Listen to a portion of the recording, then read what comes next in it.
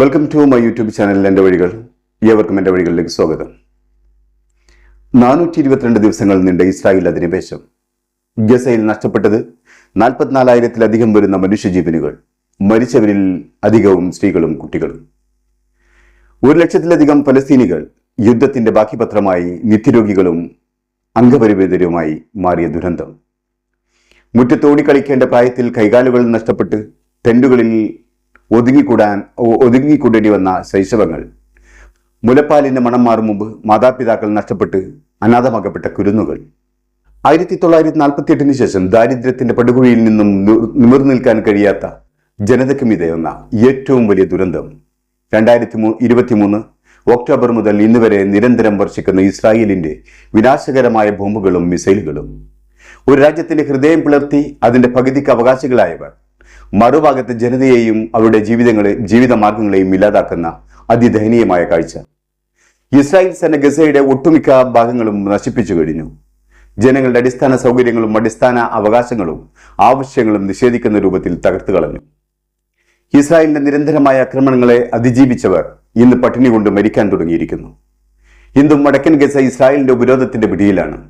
അവിടേക്ക് മരുന്നും ഭക്ഷണവും മറ്റു മാനുഷിക സഹായങ്ങളും എത്തിക്കാൻ ഇസ്രായേൽ അനുവദിക്കുന്നില്ല. ഇസ്രായേലിന്റെ ആക്രമണത്തിൽ വേൾഡ് സെന്റർ കിച്ചന്റെ 2 പ്രവർത്തകർ ഇന്ന് കൊല്ലപ്പെട്ടു. ലോകത്തിലെ ഒരു ദുരിതാശ്വാസ സംഘടനകൾക്കും ഗസയിൽ പ്രവർത്തിക്കാൻ സാധിക്കുന്നില്ല എന്നതാണ് സത്യം. ഇന്ന് രാവിലെ ഉണ്ടായ ഇസ്രായേൽ വ്യോമാക്രമണത്തിൽ ഗസയിൽ 20-ലധികം പലസ്തീനികൾ കൊല്ലപ്പെട്ടു. ഗസ സിറ്റിയിൽ നടന്ന വ്യോമാക്രമണത്തിൽ 17 പലസ്തീനികൾ കൊല്ലപ്പെട്ടപ്പോൾ 6 പലസ്തീനികൾ കെട്ടിടാവശിഷ്ടങ്ങൾക്കിടയിൽ തിരിച്ചെടുക്കാൻ കഴിയാതെ മറവി ചെയ്യപ്പെട്ടു. ലബനൻ ഇസ്രായേൽ വെടിനിർത്തൽ കരാർ കൃത്യമായി പാലിക്കപ്പെടുന്നുണ്ടോ എന്ന് മനസ്സിലാക്കാൻ അമേരിക്ക പ്രത്യേക സൈനിക ദൂതനെ ലബനനിലേക്ക് അയച്ചിരിക്കുന്നു. അതായത് ഇസ്രായേലിന്റെ ആക്രമണങ്ങൾക്ക് കൂടുതൽ സാധ്യത പകരുക എന്നതാണ് അർത്ഥം.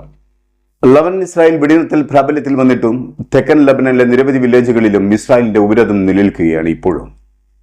ഇസ്രായേൽ സേന തെക്കൻ ലബനനിലെ നിരവധി വില്ലേജുകളിലേക്ക് ഒട്ടുമിക്ക വില്ലേജുകളിലേക്കും തിരിച്ചെത്തുന്ന പ്രദേശവാസികളെ ഭീഷണിപ്പെടുത്തി തിരിച്ചയക്കുന്ന കാഴ്ചയാണ് ഇപ്പോൾ തെക്കൻ ലബനനിൽ നിന്ന് കാണുന്നത്.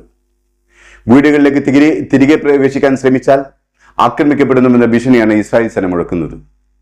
അതേസമയം നബാത്തിയയിൽ തിരിച്ചെത്തിയ ലബനീസ് ജനത കണ്ടത് ചരിത്ര പ്രസിദ്ധമായ ലബനീസ് മാർക്കറ്റിന്റെ അവശിഷ്ടങ്ങൾ മാത്രമാണ്. മാർക്കറ്റ് പ്ലേസ് ഇസ്രായേൽ തകർത്തു തരിപ്പണമാക്കിയിരിക്കുന്നു. ലബനൻ ഇസ്രായേൽ വെടിനിർത്തൽ കരാർ പ്രാബല്യത്തിൽ വന്നതിന് ശേഷം ഹിസ്ബുള്ള ലീഡർ നയീം ഖാസിം നടത്തിയ പ്രസ്താവനയിൽ പറയുന്നത്, ഹിസ്ബുള്ള ഇസ്രായേൽ യുദ്ധത്തിൽ 2006 നേടിയ വിജയത്തെക്കാൾ വലിയ വിജയമാണ് 2024 ഹിസ്ബുള്ള നേടിയതെന്നാണ്.